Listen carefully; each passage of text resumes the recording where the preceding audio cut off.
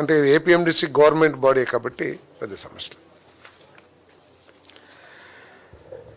మనందరికీ తెలిసిందే, బార్లకి అదేవిధంగా షాప్స్కి ఈ ఫీజు విషయంలో కొంత వైరుధ్యం ఉన్న విషయం తెలిసిందే. బార్స్కి additional retail excise tax charge చేస్తూ ఉంది.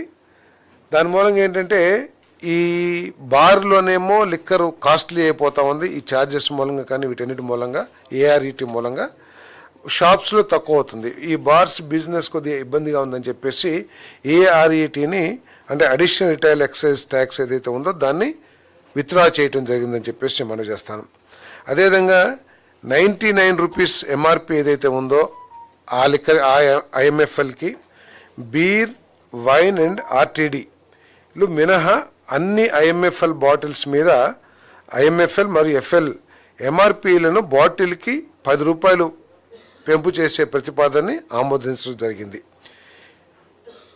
ఏఆర్ఈటీలో నిర్మాణాత్మక సర్దుబాటు చేయటం, ఐఎంఎఫ్ఎల్ మరియు ఎఫ్ఎల్ పై రిటైలర్ మార్జిన్ను ఎంఆర్పి యొక్క సుమారు 1% పెంచడంపై మంత్రుల బృందం సిఫార్సులకు ఆమోదం తెలిపిందని చెప్పేసి మనం చేస్తాను. ఏంటంటే ఇప్పుడు షాప్స్కి ఓన్లీ 14% మాత్రమే ఇస్తున్నారు. ఇప్పుడు 1% పెంచి 15% ఇవ్వడం జరుగుతుంది.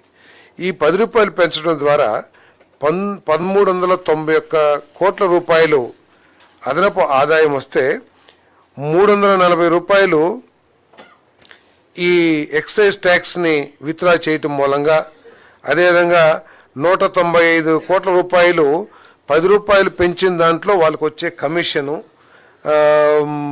తర్వాత 337 రూపాయలు వీళ్ళకి 1% ఏదైతే పెంచారో రిటైలర్స్కి, వీటన్నిటిని పోను 506 కోట్ల రూపాయలు గవర్నమెంట్కి అదనపు ఆదాయం లభించబోతా ఉంది.